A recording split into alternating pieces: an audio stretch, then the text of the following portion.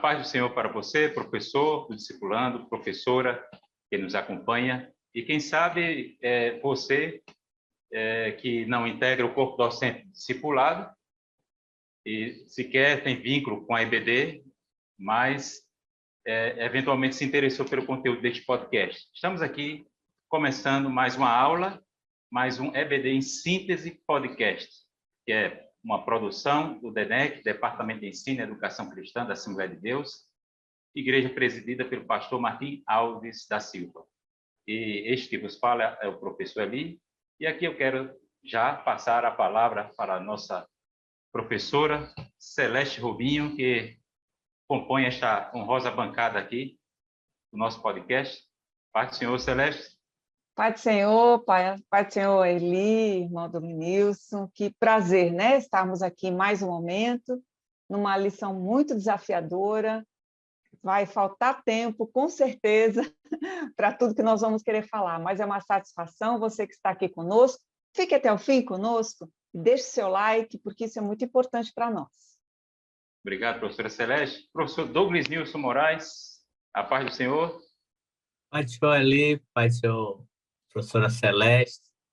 Chegamos à metade desse trimestre, né? Hoje já estamos na 7ª aula e esperamos que, conforme a professora já falou, seja um tempo de discussões, de aprendizado. Esse é um tema que muitos professores temem falar, até diante de especulações e outras questões que nós vamos discorrer nesse tempo, e vai ser muito proveitoso. Mais um encontro deste nosso EBD Podcast. Obrigado, professor Douglas Nilson. Meu amado professor, do discipulando e professora que nos acompanha, neste momento queremos já adentrar ao assunto da nossa lição, que faz parte do 2º ciclo. Estamos especificamente hoje diante da lição número 7, crendo na vinda de Jesus Cristo. E como já é praxe, temos feito menção da nossa declaração de fé.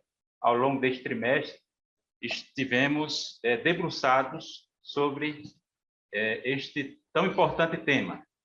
E, dentre os tópicos da escatologia, nós temos a promessa ou profecias referentes à vinda de Cristo. E o novo convertido, o novo decidido, recém-converso, precisa estar bem inteirado desta doutrina. E aqui, nas minhas palavras introdutórias, eu quero falar do que significa este tema, da relevância deste tema, também passar, é claro, né, a palavra aqui para a nossa professora Celeste Rubinho e o professor Douglas Nilson.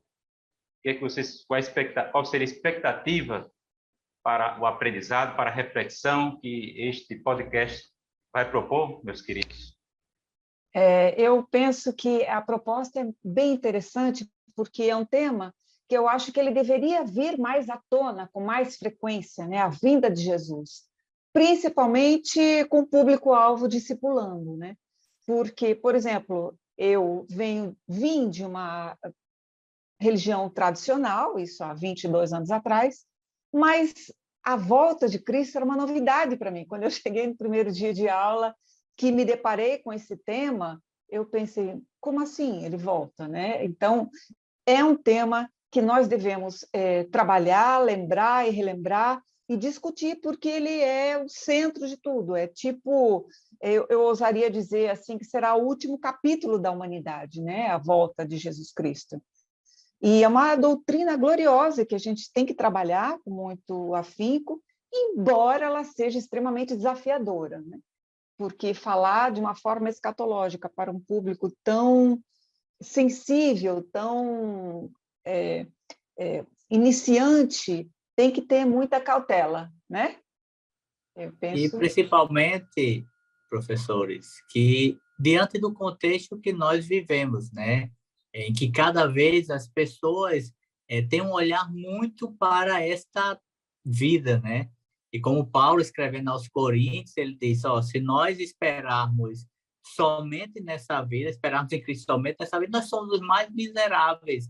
Então, falar sobre este evento, sobre a certeza deste evento, ele é por demais importante porque ele gera esperança. A volta de Cristo, ele jamais pode gerar medo, insegurança, temor nos corações dos salvos em Cristo. Ele gera esperança, gera expectativa, gera necessidade, desejo de estar com o Senhor, que era isso que gerava no coração da igreja primitiva, quando aqueles homens ouviam falar que Jesus iria voltar a qualquer instante. Alguns abriam mão de bens, de questões desta vida, porque para eles, ali, amanhã, no próximo final de semana, hoje já, Jesus iria voltar. Então, nós precisamos resgatar esse valor, esta certeza nos corações dos nossos ouvintes, dos nossos alunos, nossos discipulandos. Meus queridos, temos falado sobre a relevância, temos estabelecido aqui a relevância desse tópico para os nossos dias. Inicialmente, eu poderia dizer que o que se representa, como poderíamos definir a vinda de Cristo? Assim, a grosso modo, podemos dizer que a vinda de Cristo significa ou representa a nossa união definitiva com Cristo. A união definitiva da noiva com o seu noivo, né? Então, o que é? Significa isso. A consumação da nossa salvação. Mas para que Jesus viria? Jesus virá para reinar. Então, eu toquei aqui em 3 questões. O que é? O que significa e para quê? Temos falado aqui sobre, o professor Douglas News pontuou muito bem esses aspectos que indicam, que realçam a relevância dessa doutrina. E eu gostaria aqui de citar 2 teólogos, o Meyer Pillman e o Rodman Williams, né? O Meyer Pillman fala que as referências que tratam da vinda de Cristo são em torno de 300 referências. 300 referências. E ele vai mais adiante, ele é mais específico. Por exemplo, ele diz que para cada 8 vezes que as Escrituras tratam da segunda vinda de Cristo, né? Ou seja, existe uma proporção de 8 para 1. É como se você tem a primeira vinda e a segunda vinda.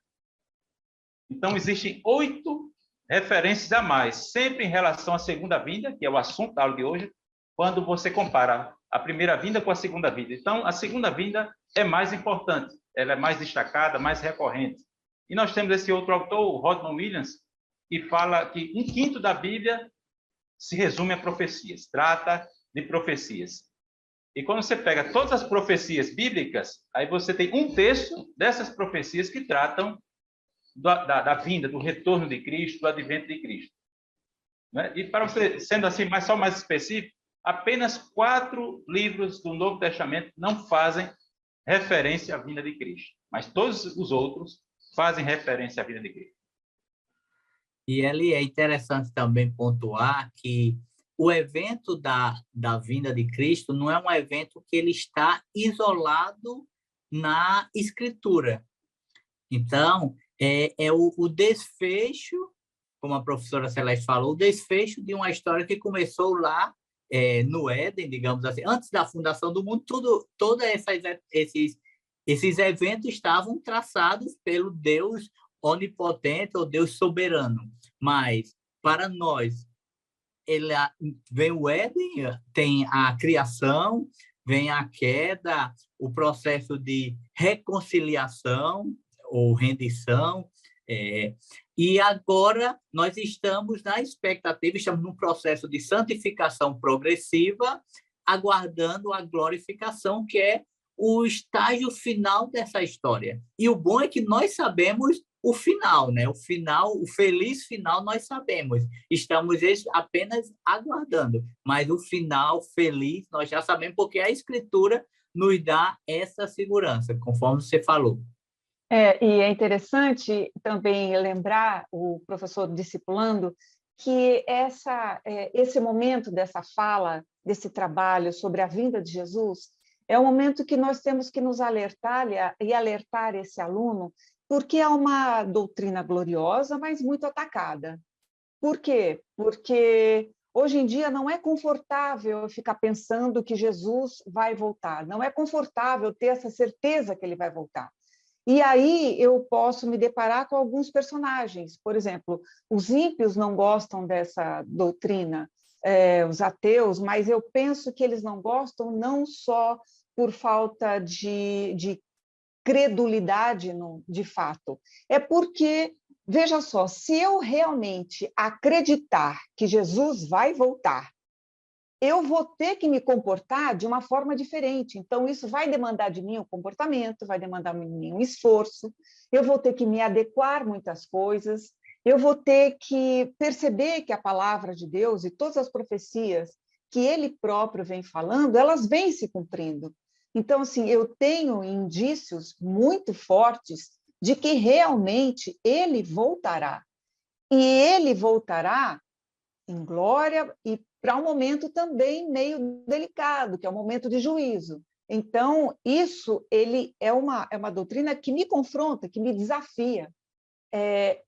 Quando eu saio do conforto, eu vou verificar que é mais fácil eu começar a debochar da doutrina, é mais fácil. E o novo discipulando, ele enfrenta muito isso. Ah, que negócio é esse que Jesus vai voltar? Você tá faltando aí um parafuso na sua cabeça. Estou falando aqui bem coloquialmente, porque é isso mesmo que acontece. Ele vai se separar, mas então ele precisa estar muito firme. Eu creio nisso, eu creio que Jesus vai voltar, eu creio que essa é uma doutrina central, eu creio que isso é o grande fechamento, eu espero por isso. E outra, o pior de todos é o crente que crê nessa doutrina, mas vive como se Jesus não fosse voltar, né? Então, eu também tenho que me comportar pensando, pode ser hoje a volta do rei. Pode ser hoje. Pode ser que essa aula aqui nem acabe e Jesus voltou. Então, esse aqui me faz alerta, né? Eu preciso estar vigilante. E é por isso que eu penso que alguns falsos doutrinadores, quando ele falam, esse sinal já está acontecendo tanto tempo e até agora Jesus não voltou, esses sinais são simplesmente alertas. Isso é a minha interpretação. São alertas para quê? Para que eu fique desperta, para que eu fique atenta, para que eu fique, opa, espera aí, o meu Jesus pode voltar, não é verdade? E também tem um ponto que pode acontecer nos nossos dias, o mesmo entendimento da igreja primitiva. Então, nós temos um público de alunos muito heterogêneo.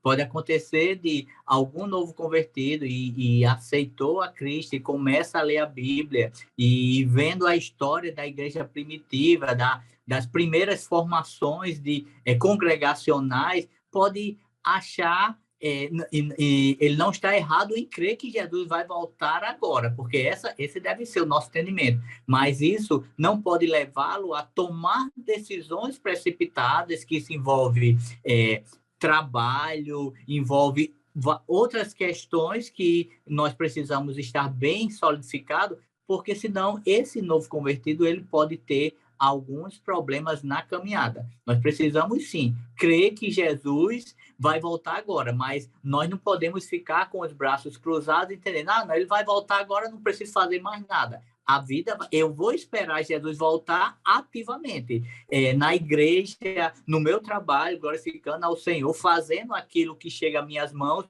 mas estando na expectativa que ele vai chegar a qualquer instante. Meus queridos professores, temos tratado aqui da relevância, da importância desse assunto. A pergunta pela relevância acerca da volta de Cristo, da vinda de Cristo, passa por uma boa definição, ou seja, o que significa a volta de Cristo, a vinda de Cristo, para que Jesus virá, exatamente.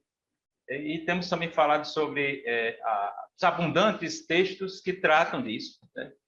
O lugar que esses textos ocupam nas Escrituras é um lugar considerável. Temos também enfatizado a questão da certeza, da confiança, né? E eu gostaria só de enfatizar aqui algumas referências. Porque eu devo ter certeza que Cristo voltará. Primeiro, ele mesmo disse que voltaria. Ele disse em João, no Evangelho de João, capítulo 14.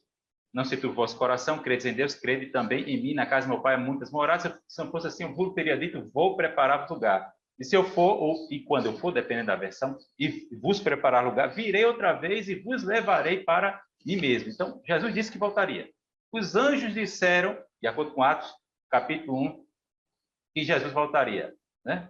Eles disseram, este mesmo Jesus, que dentre vós foi recebido nos céus, voltará, assim como para o céu o vistes ir. Então, anjos disseram que Jesus voltará. Os autores do Novo Testamento, como eu já pontuei, até de forma estatística e quantitativa aqui, o volume de referências acerca da volta de Cristo, a professora Celeste já acabou antecipando aqui as questões dos sinais, dos indicativos da volta de Cristo, né, que devem nos colocar, digamos, em vigilância e numa postura de sobrealerta, de sobreaviso. E também temos o testemunho da ceia. Porque anunciais, né, todas as vezes que comeis este pão e bebeis este cálice, 1 Coríntios capítulo 11, anunciais a morte do Senhor até que ele venha. Quem colocou dessa forma, nesses termos, essa questão da certeza da volta de Cristo foi o pastor Antônio Gilberto. Antônio Gilberto. E ali... Pois não, professor Domingo. Pode falar, Celeste. Não, eu queria só complementar as referências, né, que ele estava falando. A vinda dele também será pessoal, que isso também está escrito, né, em Atos, capítulo 1, do versículo 9 a 11. A sua vinda será visível, que também nós temos referência, né, Apocalipse, capítulo 1, versículo 7. Ela será audível, né? É interessante, ele vai pegando os sentidos do ser humano e vai escrevendo isso para que a gente tenha certeza. Em Mateus 24, 31, sua vinda será repentina, né? O Mateus fala isso no capítulo 24, 27.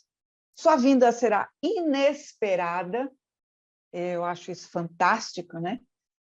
Nós não sabemos o tempo, a hora, e sua vinda será inescapável. Ninguém vai poder dizer, não, eu não sabia, eu não vi, não escutei, não. É inescapável. Todo olho verá, todo ouvido ouvirá, enfim. E sua vinda será gloriosa. Então, são referências para complementar aquilo que o professor Eli muito bem estava falando, que está escrito, né? E o que está escrito não dá. Pois não, professor Domingos. E ali é interessante que em todo esse cenário, né, que você apresenta, havia sentimento de tristeza. Então, quando Jesus diz para os discípulos, não se turbe, eu vou voltar, eles estavam tristes diante do relato que Jesus tinha dito que estava chegando a hora. Lá em Coríntios, de igual modo, na Epístola aos Tessalonicenses, também eles estavam ali numa situação de desesperança, porque se perguntava, e aqueles que morreram? Se Jesus vai vir por esses dias, aqueles que morreram, o que vai ser dessas pessoas? Eles perderam?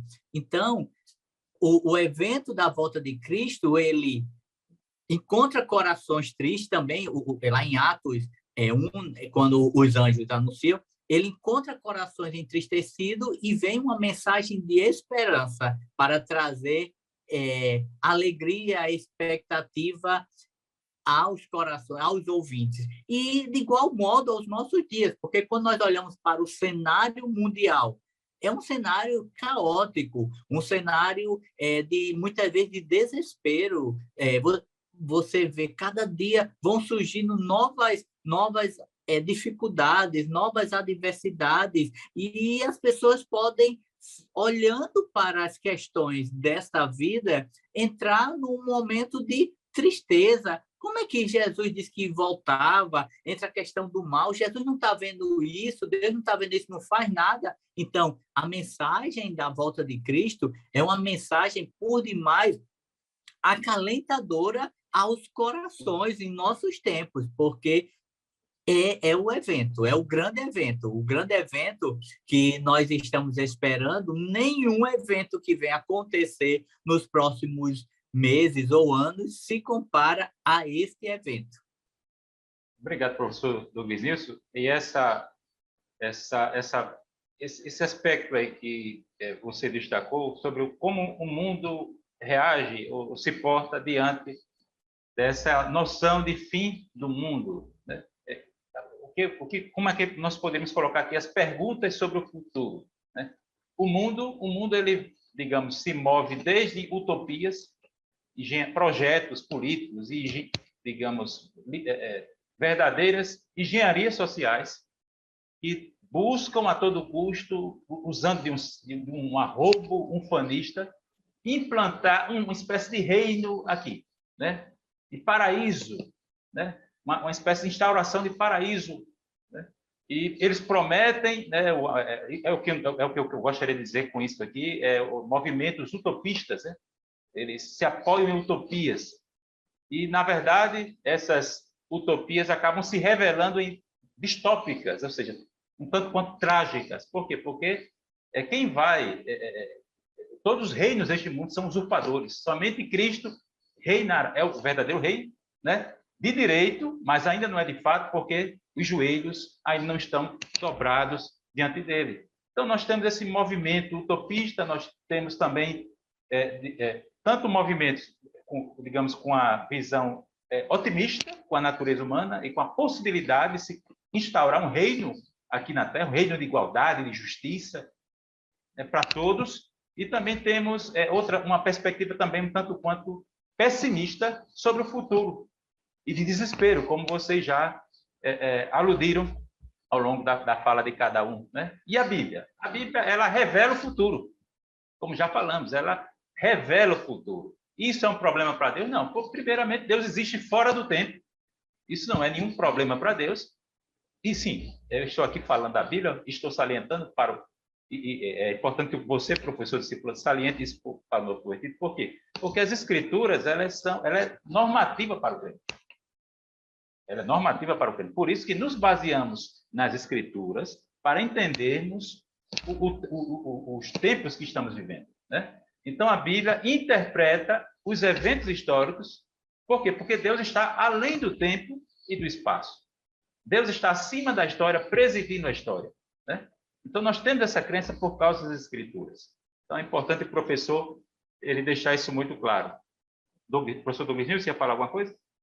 Aí, e é interessante, nesse contexto, você fala um olhar otimista, um olhar pessimista, mas também existem aqueles, e no meio dos novos convertidos pode existir porque há um processo, há uma formação, mas existem aqueles que podem ter uma mente ainda com fragilidades daquilo que ele bebeu lá fora, do que ele traz. Por exemplo, ele pode ter um olhar naturalista que morreu, a matéria acabou e não tem mais alma, não tem mais isso.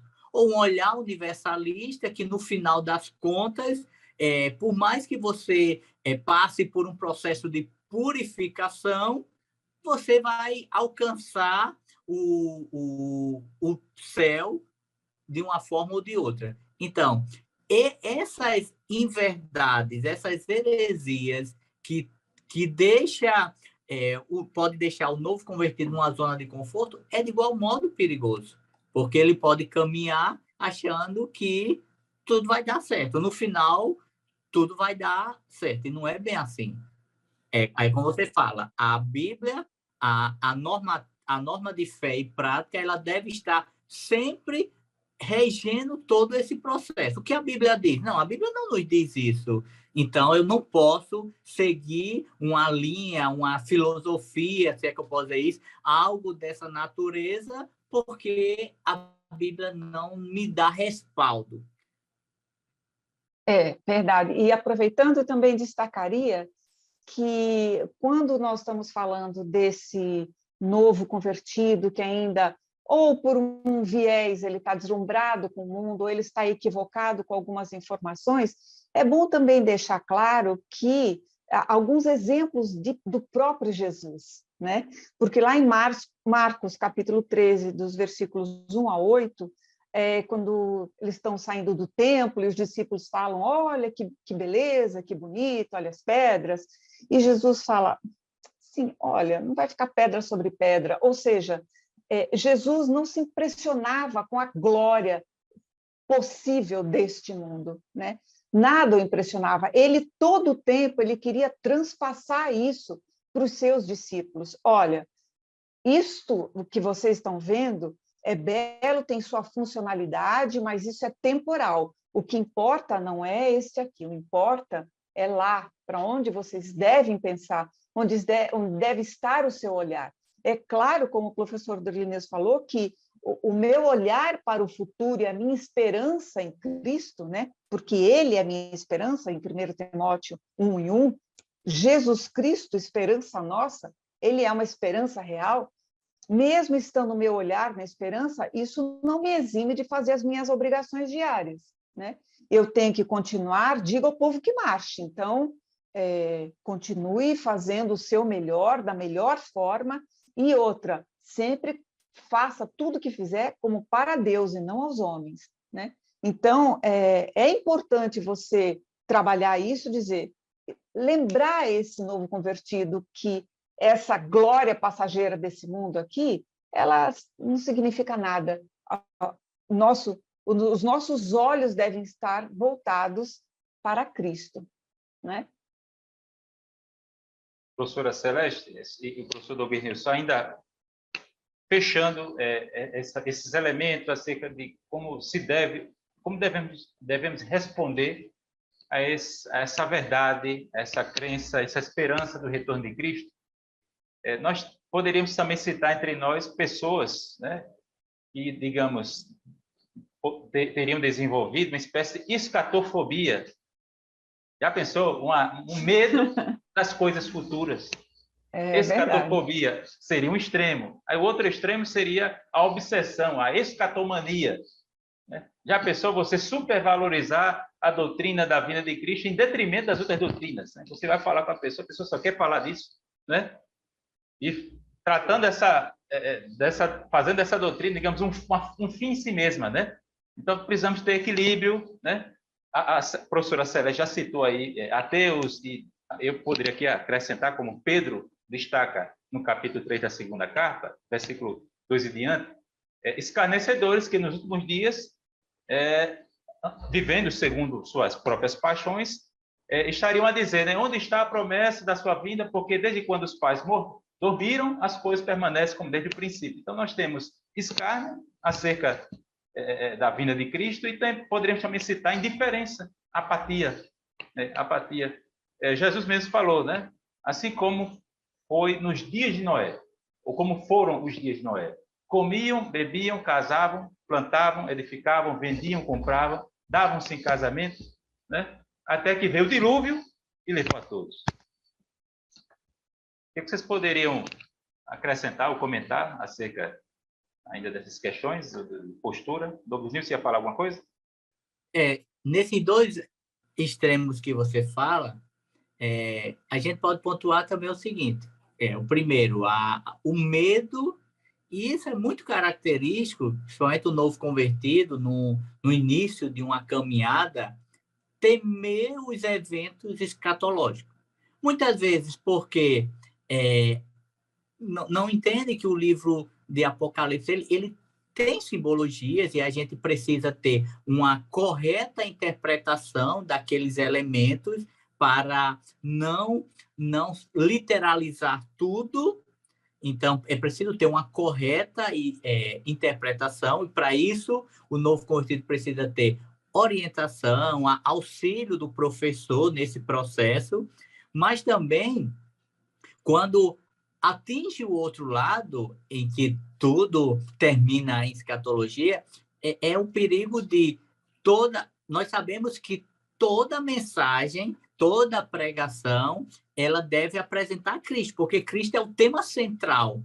Mas Cristo é o tema central. Então, quando eu pego um tema de maior relevância para mim, e qualquer mensagem, qualquer fala, eu termino naquele tema, então eu estou tornando esse tema central, quando, na verdade, o tema não é central. Cristo, que é a centralidade das Escrituras. Professora Celeste?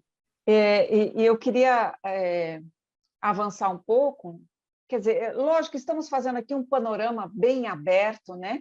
Eu acho que na nossa conversa nós vamos acabar abordando absolutamente tudo que deve ser proposto aqui na revista, mas é interessante que, quando a revista fala os equívocos, né, concernentes à vinda de Cristo, é interessante que os próprios discípulos, quando eles perguntaram, né, para Jesus, será que isso vai acontecer agora, né? É agora que o reino de Israel vai ser restaurado? Enfim, eles demonstram ali que eles também estavam confusos, né? Esse ponto ele faz mais ou menos um equilíbrio. As perguntas do discípulo, como, quando, e a resposta de Jesus. Olha, calma, isso aqui não te pertence saber nem como ou quando, né?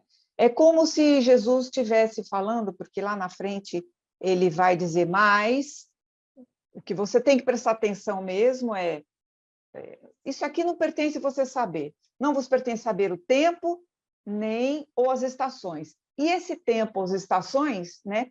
Quando ele fala tempos, ele está se referindo aqui a cronos, né? Que é a forma de perceber o tempo quantitativamente.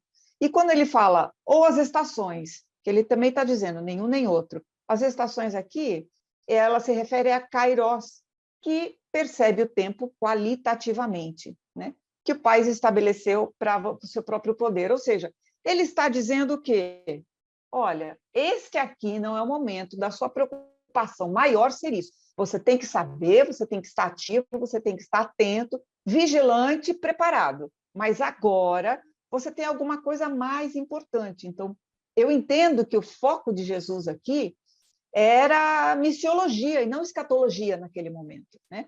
Porque ele fala, mas, só um segundo, ele fala assim, mas recebereis virtudes do Espírito Santo e sereis testemunhas, né? Testemunha. Então, o foco de Jesus aqui é, olha, vai, Jerusalém, ele vai delimitando, né, espaços, vá, seja minha testemunha, porque o que importa neste momento é isso.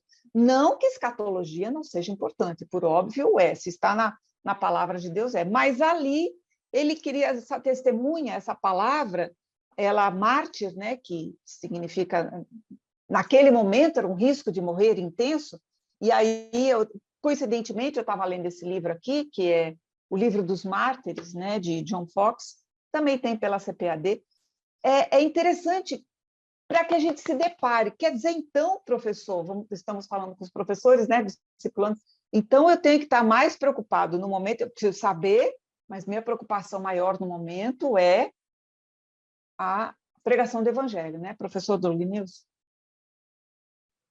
E é interessante porque, Celeste, os discípulos caminham com Jesus, e até nesse evento de Atos, capítulo 1, mas na mente deles e da comunidade judaica era que o Messias ele viria como um rei Davi, como um poder. Então, por isso que eles perguntam, vai restaurar tu o reino de Israel? Eles entendem, na mente deles, Jesus ali a qualquer momento ia se revelar, já tinha o seu exército ali, os 12, e iria arregimentar um grande exército para governar humanamente, terrenamente. E Jesus, por vários momentos, diz, o meu reino não é deste mundo. Em outro contexto, Jesus disse, olha, você não sabe o que está fazendo quando Tiago e João querem tocar fogo numa cidade porque não deixaram ele passar. O olhar deles era um olhar militarizado, terrenamente.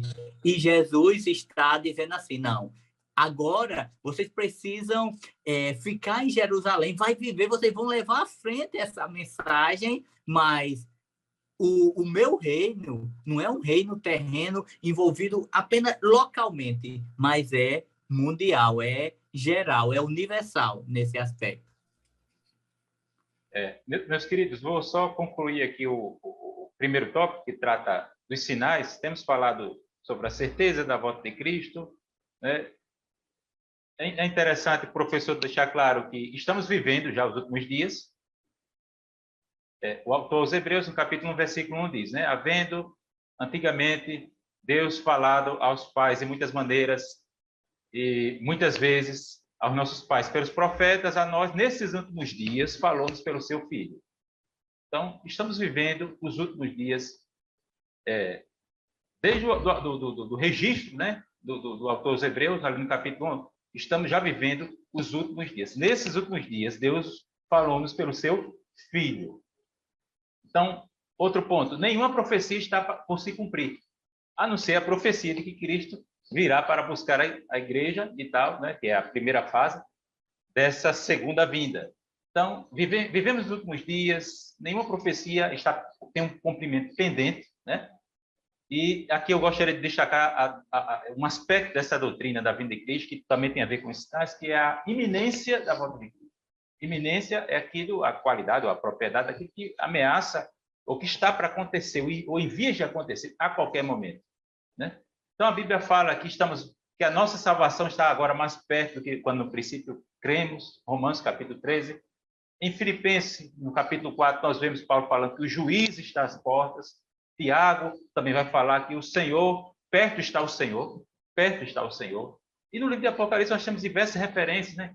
Que o Senhor diz, eis que cedo venho, né? Cedo venho. Temos também a metáfora do ladrão, né? Que o Senhor virá como ladrão da noite. Primeira carta de Paulo aos Tessalonicenses, capítulo 5, versículo 2.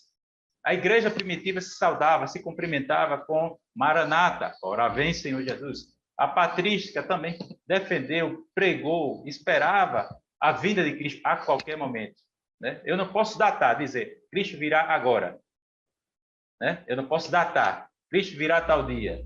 Mas também se eu disser, Cristo não virá hoje, eu também estou datando, né? Então eu posso excluir, eu não posso excluir do dia de hoje a volta de Cristo. O correto seria nós colocarmos nesses termos, Cristo virá a qualquer momento. Cristo virá a qualquer momento. E É por isso a importância de estar vigia, né? Desculpa, professor. Vigia. Não, Não, pode falar. Celeste, professor Domingues. E essa datação é interessante porque a própria lição vai apresentar, no segundo tópico, né, algumas personagens, digamos assim, na história do cristianismo que dataram.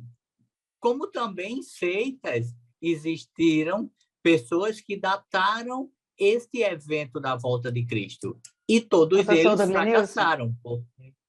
Sim?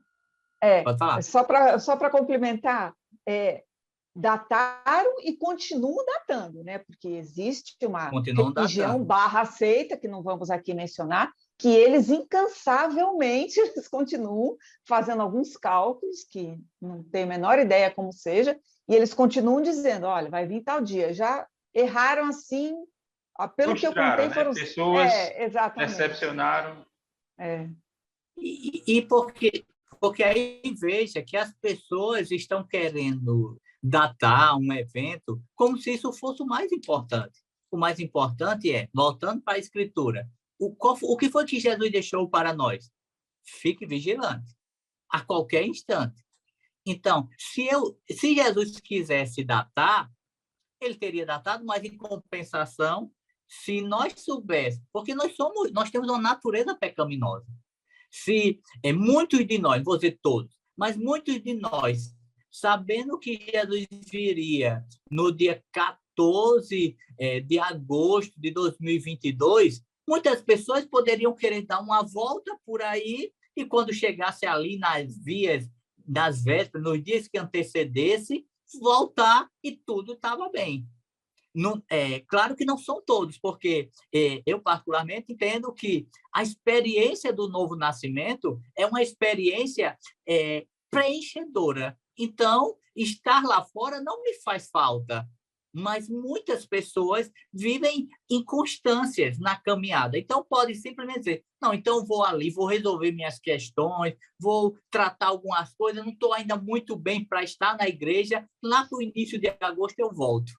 E aí, Jesus não deixou isso, e ele deixa bem claro. É como um piscar de olho. Não dá para você fazer nada, mudar qualquer posição. Ou é ou não é.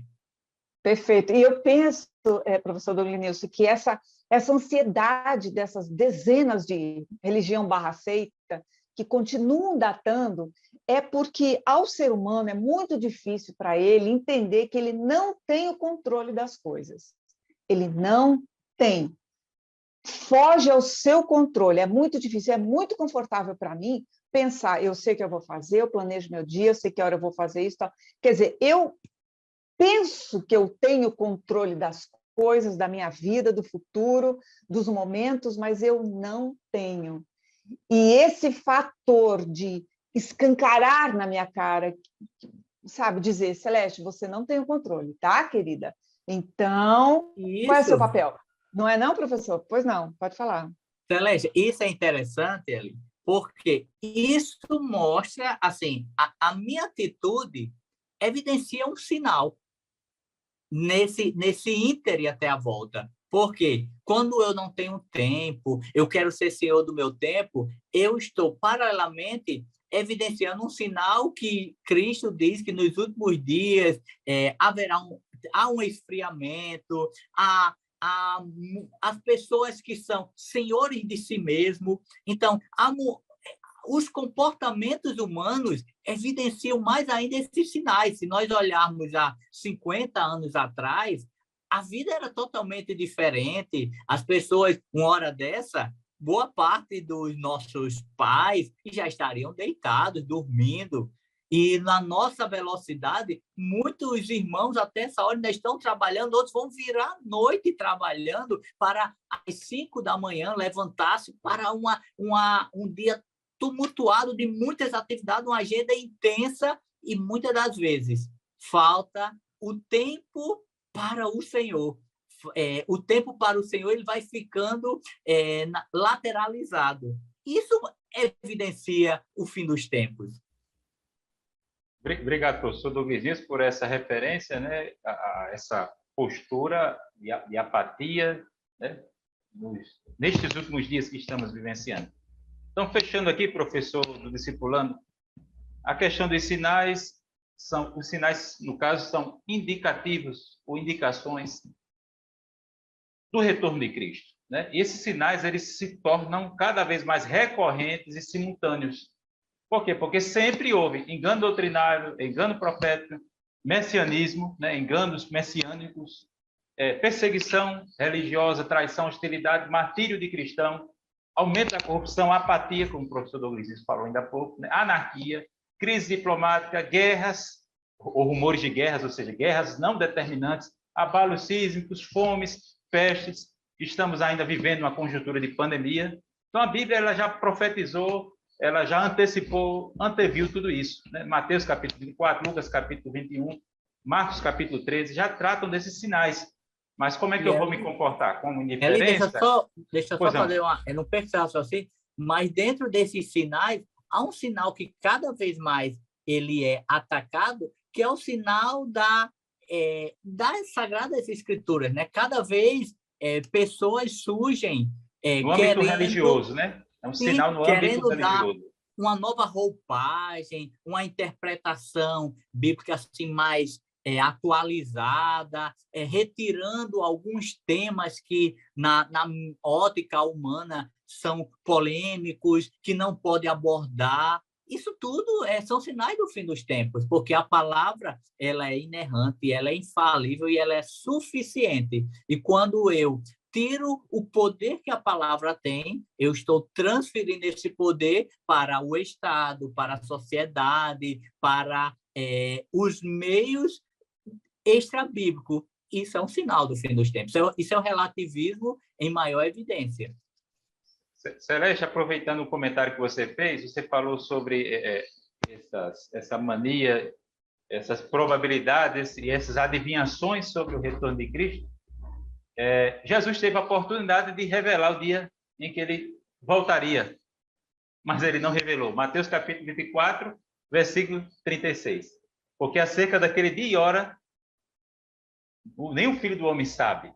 Ele teve a oportunidade de revelar, mas não revelou, né?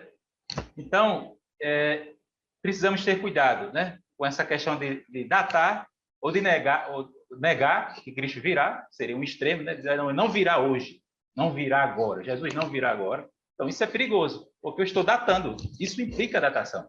Negar que ele virá, né, hoje, ou agora, ou esta semana. Eu não posso dizer, este mês, eu não posso dizer isso, né? Assim como eu também não posso datar. É hoje, é este mês, ainda esta semana, não posso, né? Então, é um evento sem datação e muito cuidado com a interpretação das profecias. Estamos caminhando agora para o segundo ciclo, aliás, segundo tópico, aliás, terceiro tópico. Temos falado sobre alguns equívocos, sobre a vida de Cristo, falamos sobre os sinais, e agora o terceiro tópico, caminhando já para o desfecho da nossa lição. Precisamos ter cuidado com a interpretação das profecias. Em Apocalipse, capítulo 22, versículos 18 e 19, está escrito que aquele que acrescentar alguma palavra à interpretação deste livro aqui, a referência ao livro de Apocalipse, mas é claro que, por extensão, isso se aplica às Escrituras, aquele que acrescentar alguma coisa. Aí, de novo, professor Douglas, voltamos àquele assunto da interpretação das Escrituras, Sim. que a Bíblia tem apenas um sentido, embora tenha várias aplicações. Aquele que acrescentar, a esta pessoa serão acrescentados os castigos e flagelos dos juízos descritos ali no livro de Apocalipse.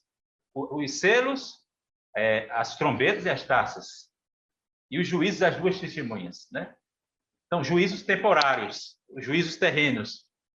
E aquele que tirar, aí também será tirado da parte que caberia essa pessoa na árvore da vida. O que é isso? Isso é um juízo eterno. Quem fala isso nesses termos é o autor Grant Osborne, no comentário exegético do livro de Apocalipse. Tenha muito cuidado, muita cautela com a interpretação de profecias. E uma coisa, professor, como nós já falamos, né? Nós falamos o propósito dos sinais, que nós discorremos, tal, que basicamente esteja atento, preparado, vigilante. Agora, qual o propósito dos sinais não são também, nós temos que dizer isso, como você estava iniciando aí, né? Ou seja, o propósito do sinal não é um indicador da proximidade da vinda, né?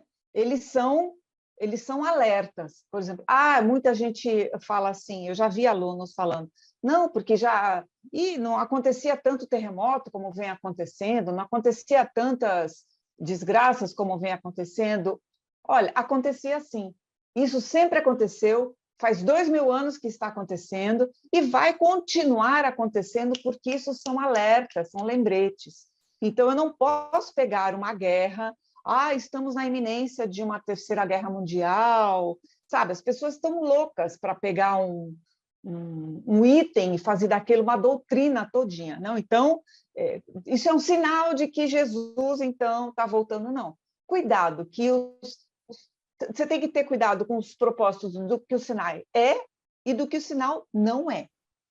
E quanto mais esses eventos eles potencializam, aí sim nós vemos que o príncipe deste século ele sabe também que os dias deles estão chegando ao fim.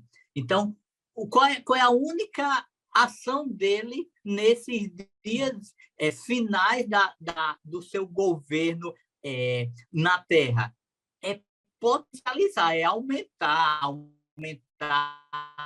a destruição, aumentar deturpar os valores, porque fazendo isso, ele vai captar mais pessoas para o reino dele, que é o inferno, que é a vida eterna distanciada de Deus. Em contrapartida, veja a responsabilidade nossa também, nós, professores.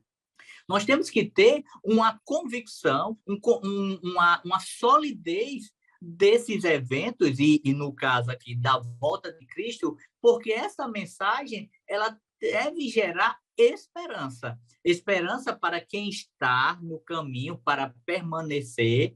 Deve servir, como a professora Celeste falou, de alerta para quem está fora do caminho, que ainda é tempo de entrar no caminho. E também é uma esperança para aquele que nunca entrou no caminho, mas que a porta da graça ainda está aberta. Então, essa mensagem nós precisamos, não podemos mascarar sua verdade, mas nós precisamos apresentá-la como uma mensagem de esperança, porque todos os temores,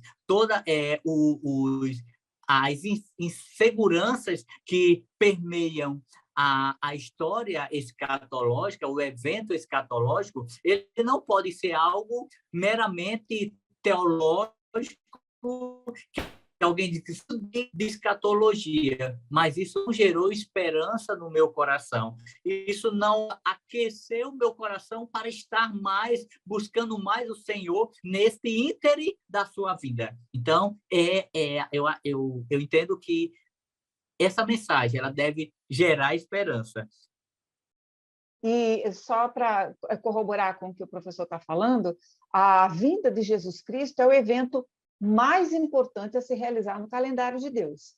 Então, eu acho que esse deve ser a esperança tremenda que vê, ai, que bom, ai, Jesus vai voltar, isso me dá um alívio no coração. Ela representa a vindicação da igreja, o julgamento do mundo, a igreja será justificada diante do mundo e representa o encerramento da era presente e a inauguração do estado eterno. Isso é importante ficar claro. Agora, sem terrorismo, né? Sem apavorar esse novo convertido. Dizer, olha, há um caminho, fique em paz, há um caminho, Jesus vai voltar, mas vamos prosseguir aqui, né? E dentro evangelho, né? E dentro dessa linha, Eli, a gente já está encaminhando para o final, mas ao professor é preciso também entender uma coisa, e você foi muito feliz na sua fala introdutória, quando citou a nossa declaração de fé. Nós precisamos entender que nessa parte, nessa questão escatológica, existem várias linhas.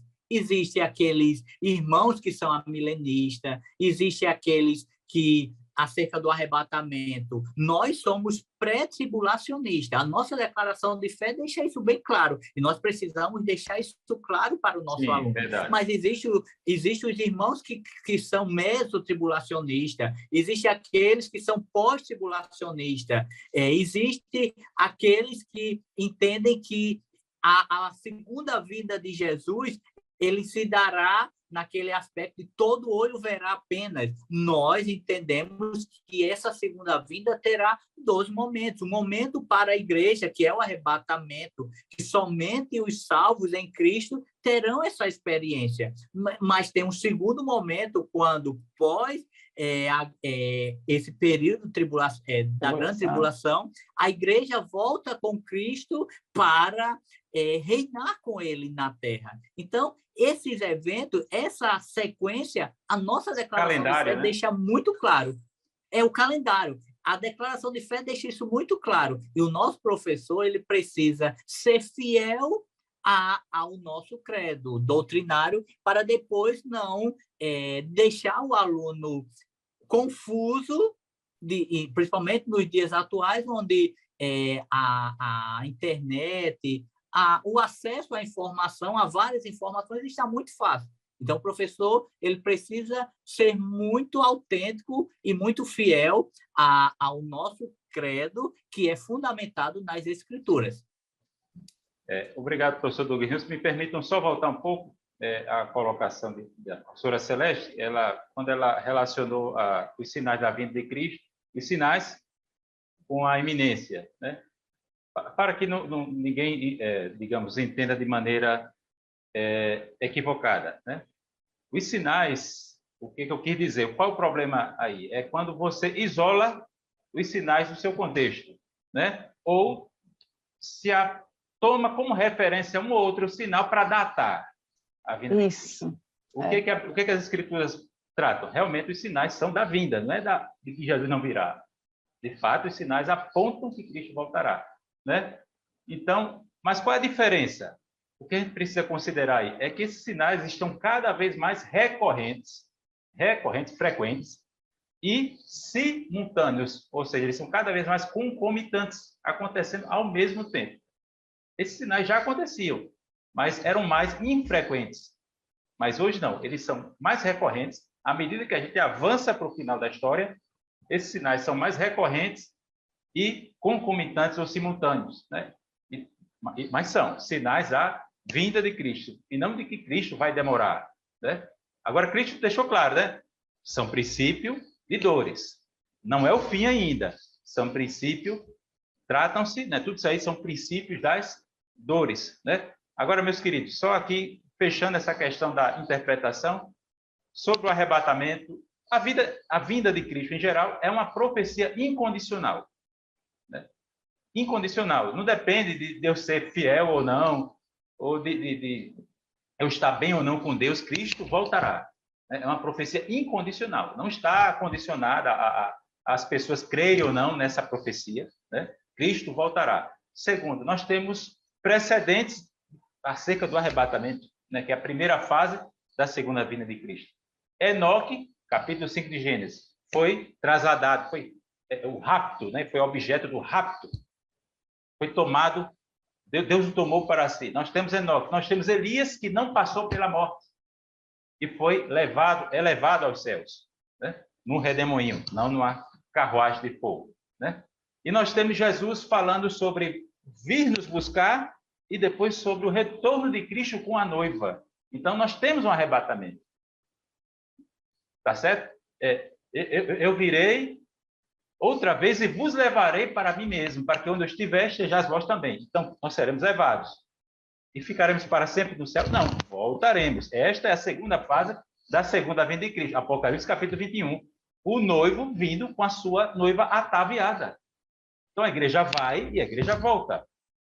Eu me referi à primeira fase da segunda vinda e à segunda fase da segunda vinda, né? E a questão do abrir e fechar de olhos, que Paulo fala em 1 Coríntios, capítulo 15, versículo 52 e diante, ele trata, né? A palavra lá no original, na versão original, é átomo, porque no momento, no abrir e fechar de olhos, este o aspecto da invisibilidade do arrebatamento.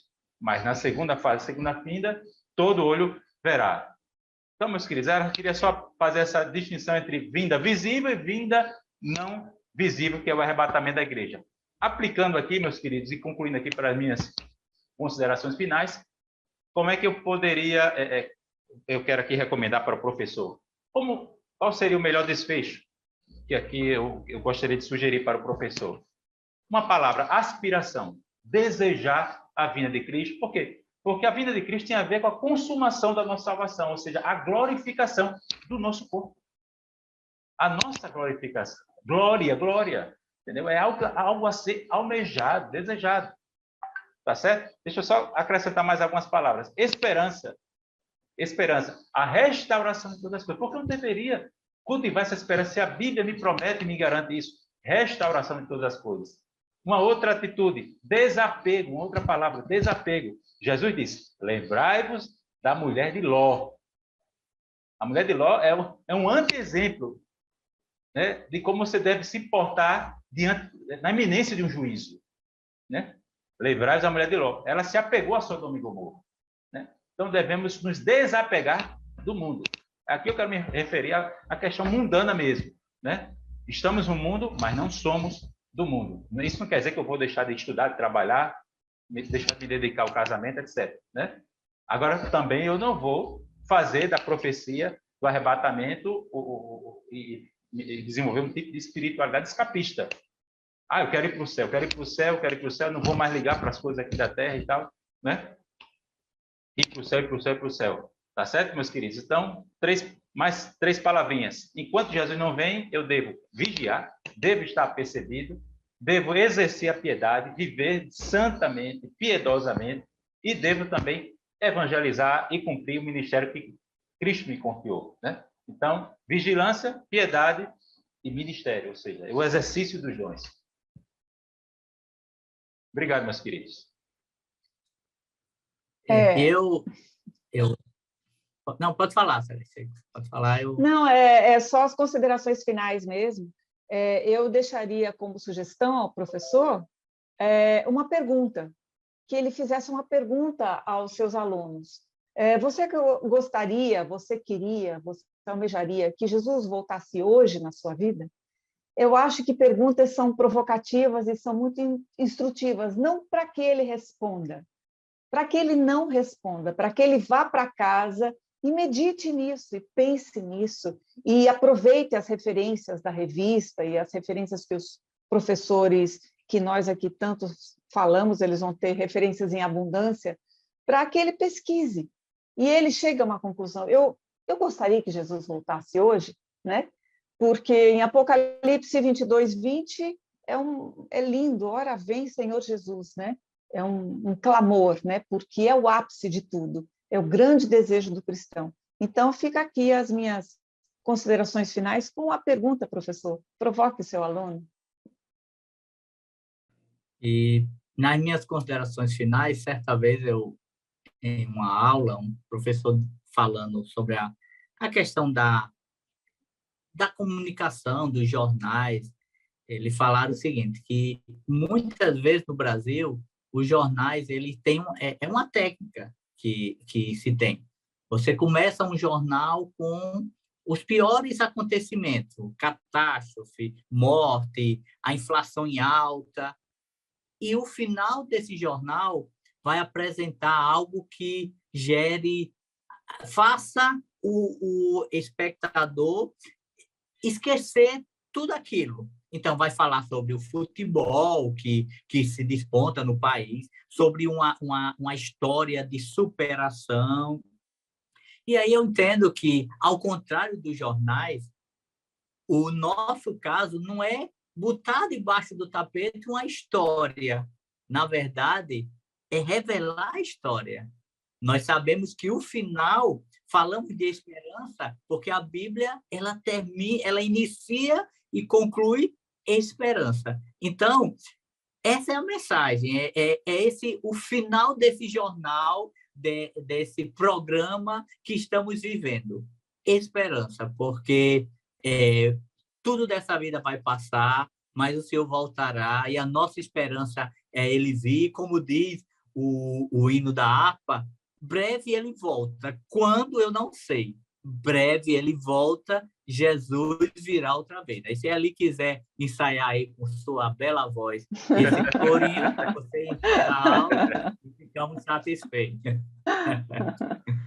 Obrigado, professor Douglas Nilson. Obrigado, professora Celeste Rubinho. Professora do discipulando, você que ensina o discipulando, esta é a nossa expectativa, né, que você faça um bom aproveitamento desses subsídios, desses questionamentos, dessas provocações que fizemos e as reflexões, né, que tentamos aqui direcionar, de alguma forma, levar aqui para a sua compreensão. O tema escatológico geralmente envolve muita controvérsia, muita discussão. Alguém até já falou que é um debate que causa mais calor do que luz, né?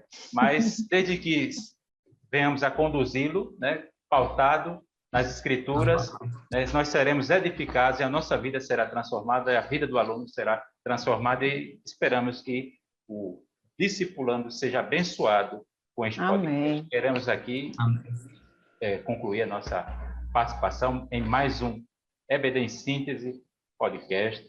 Graças a Deus pela vida dos professores Douglas Nilson e professora Celeste. Graças a Deus por sua vida, você que ensina no Discipulando. Queremos aqui agradecer também ao pastor Reinaldo e ao pastor Martim Alves por mais este apoio, né, em confiar a nós esta missão de levar adiante uma reflexão da palavra de Deus dentro dos moldes do podcast. Obrigado a todos e a paz do Senhor. Até a próxima lição. A paz do Senhor. Até a próxima. Paz do Senhor. Até a próxima.